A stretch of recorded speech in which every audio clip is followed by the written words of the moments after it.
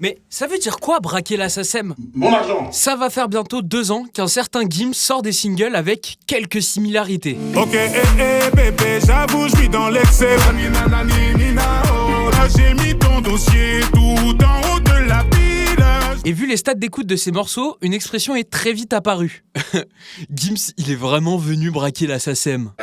Avant de parler de rap game, déclare-toi la SACEM. La SACEM, ou Société des auteurs, compositeurs et éditeurs de musique, c'est l'organisme qui veille à organiser les droits d'auteur des acteurs de l'industrie musicale en France. On doit cette société, qui est privée, à une histoire un peu folle. Après avoir refusé de payer leur consommation dans un café-concert parisien qui diffusait leurs œuvres sans rémunération, 3 compositeurs remportent un procès décisif en 1847 pour faire valoir leurs droits. La suite, on la connaît, la SACEM, Gims, Florent Pagny, etc. On veut relier au poignet la SACEM de Pagny. Depuis, chaque personne inscrite à la SACEM est rémunérée en fonction de son implication et des écoutes ou ventes sur une œuvre musicale. Vous voulez des exemples ?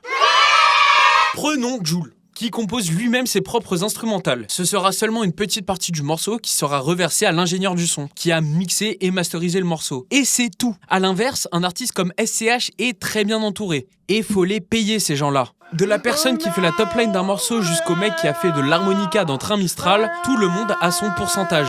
Donc quand on retrouve Gims tout seul dans les crédits d'un morceau, avec un seul producteur, on peut imaginer que le Spider est toute option.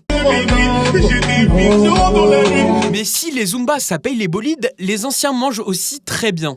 En 2023, selon Le Parisien, Jean-Jacques Goldman aurait touché près de 2 millions d'euros en droits d'auteur. Allô, SACEM, j'ai trop mangé. J'en suis pas l'honnête. Dominique.